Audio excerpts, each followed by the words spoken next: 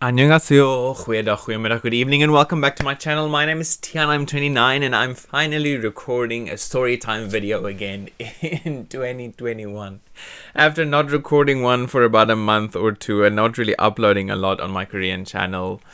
Not that I didn't want to. I just know with December, I don't know. I just don't know what happened. I just don't know what happened. Yeah, just going through some shit and stuff and things that I need to sort out and make sense of. And yeah, I don't know. It's just a weird year. But here I am again. I'm back telling you a random ass story about a trip I had with a friend to Seoul. And where I just wanted to ask people like, do you even speak foreign? Because I fucking do not speak foreign. So, when you decide to move to a new country, so I've recorded this video before. Just to let you know, I've recorded this video before, and then for some reason, halfway through the video, the mic stopped recording. So then there was absolutely no sound. So let's hope that this does not happen this side. But anyway, so if you decide to go to a new country, of course, you start hopefully, you started your research, you look into the language, you look into what people do, what people speak, what people want, what people did, and you just read a bunch of things, good things, bad things, and you just jump into so many things.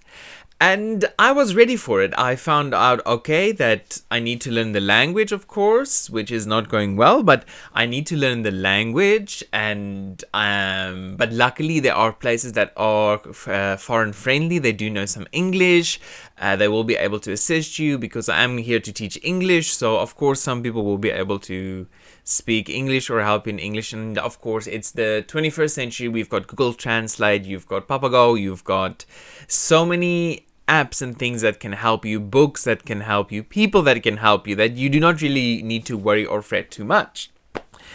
And now it being my second time back in Korea, I thought, you know what, I'm ready for everything. I've experienced most things. I'm ready. I've been through a lot in Korea. There is nothing that can flabbergast me that hasn't flabbergasted me before.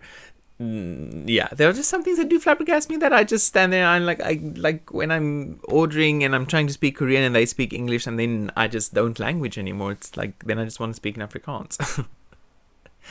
That always confuses me, and then that confuses them as well when I try to answer. They speak English and I try to answer Korean, and then their minds are not trying to speak Korean. Their minds are trying very hard to English, and then it's just a fuck up. So to add on to this, we take this a step further. So my friend and I, we went to Seoul.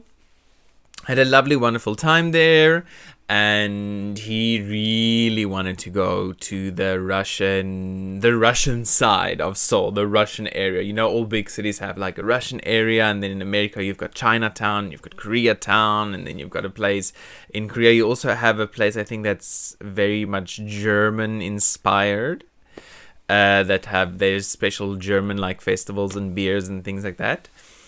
So he wanted to go to the Russian place, and I'm like, okay, sure, yeah, let's do it, let's go, let's have some fun, try some new things. And I think the food was there, what we tried there was amazing. But anyway, then we went there, thought nothing of it, everything was nice, everything was fun, everyone was relaxed, until we actually had to place our order. And then it dawned on me being the closed-minded person that I am, did not think of that in Korea there are people that speak other foreign languages that are not English. So when we sit down at the restaurant, you had a bilingual person as myself being able to speak Afrikaans and English fluently. You had my friend who's bilingual. He can speak English and Korean fluently. And then you get the waiter that does not speak English, because I thought, oh, he's foreign, of course he's gonna speak English. But no, they do not. Not all non-Asian people speak English in this country. They speak their native language. Me, Tian, the idiot that I am, never in my life thought about that aspects, that people from other countries do not speak English. And my mind was blown. I did not know how to order or how to ask anything. Luckily, the people who work there, of course, they're Russian, or they're from Kazakhstan, or they're from wherever they are from, luckily they speak their language, of course, and they speak Korean. Because with how many Asian countries work, is you cannot really expect Koreans to learn Russian. That sounds very bad. It sounds very bad. But you cannot expect Koreans to learn something like Russian at the scale at which they're learning English, because English is just a more business-orientated language in the world. Most businesses are done and conducted in English. So this sounds very bad. I know how bad it sounds. It sounds very exclusive. It sounds very like I'm pushing people away. I'm not pushing people away. I'm just trying to make you understand that, for example, even if you're from South Africa and you can only speak the South African languages, excluding English, or you can barely master English, then it will be even more your responsibility to learn the language, because otherwise there will literally be no way for you to communicate. Certain sections of Korea, they do actually have like Russian signs and things telling you what to do. But other than that, if you come to Korea, sometimes you get Japanese, sometimes you get Chinese, most of the times you get English, and of course all the time you get Korean. But back to the story, I was so dumbfounded that I never thought of that about other foreign people. I just assumed that these people will be able to speak English, and they could not speak English. Luckily, they took the time, as it's their business, they're running a restaurant, they have to speak Korean because most of their clientele will be Korean, or then of course Russian, or wherever they are from. Luckily, my friend could order for us, which I'm very thankful for, but I was just fuck it, dog, and call me sideways. I think even some of their menus are either Korean or Russian, and no really English in them. Some of them English, but not all. But I was just like sitting there, the fuck just happened? What the fuck did I just experience? This is not.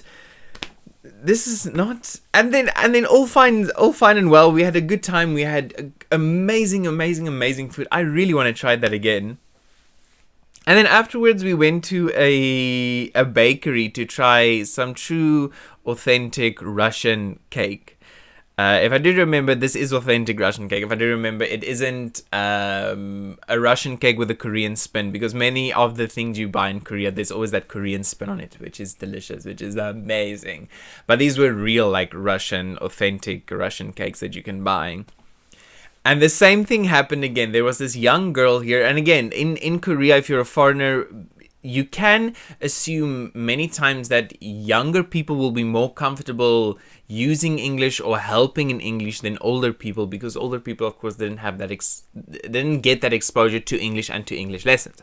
So we went into the shop. The cakes look amazing. The cake was amazing. Oh, the cake was so delicious. There was a youngish girl, and I was ready to order. I know what I wanted.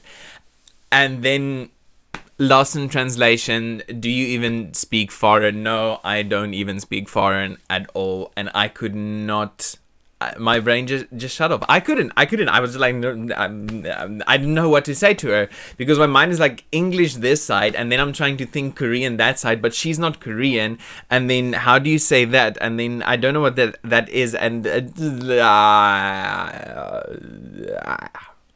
And my mind just kind of died and had brain fart because of all the languages and because of my own narrow-mindedness. So for anyone coming to Korea, if you go to a foreign restaurant, don't assume that they will be English literate, because they might not be English literate. They might be Korean literate. So be ready to read a menu in Korean or in their native language.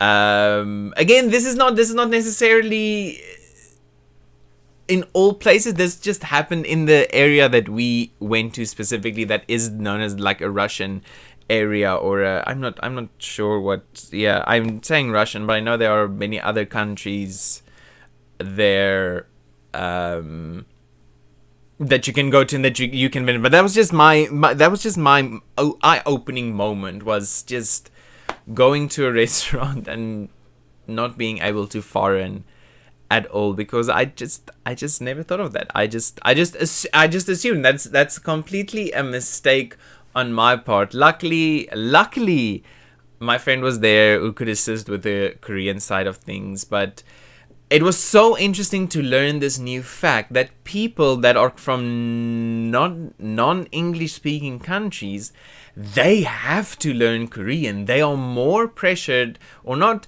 they are more motivated, more pressured, more obliged, more... It's expected more of them to know Korean than it is to know English, because they're coming to Korea and they will have to do business in Korean, not English. Which... that was a learning curve for me. I mean, you learn something new every day. So for anyone who ever thought about going to a different restaurant, be prepared, be ready. Don't be as narrow-minded or as closed-minded as me. This was really an eye-opener for me. And when I say narrow-minded, please do not come for me. I really am not narrow-minded. I just had a little blonde moment. I try my best to be open-minded. Really, I try. But yeah, that was my short little story time about a lost in translation in Korea once again, because what else would I be? So I don't know if you guys can foreign any other languages. I can speak 2 languages, and then I can do survival Korean when I'm in a good mood. When I'm in a bad mood, I cannot even survival Korean. But 2021 is my Korean year, my year of Korea. It's where I will try and learn Korean. I'm just not sure when. I'm still trying to figure out my life at this stage. But yeah, I hope you enjoyed the video. Leave a comment, like, share, and subscribe. If you want to check out some gaming content, I play some games as well. I'm very bad at it, so go check out me being bad at games. I hope you have a wonderful life, wonderful whatever you are doing, wonderful night, wonderful evening, wonderful day. Don't let me interfere with your happiness, because you, my girl, my boy, my everything in between, deserve all the happiness in the world. Groete liefde, vrede, vreedlik. Blyskap liefde en al my dingetjies vir julle. Bye.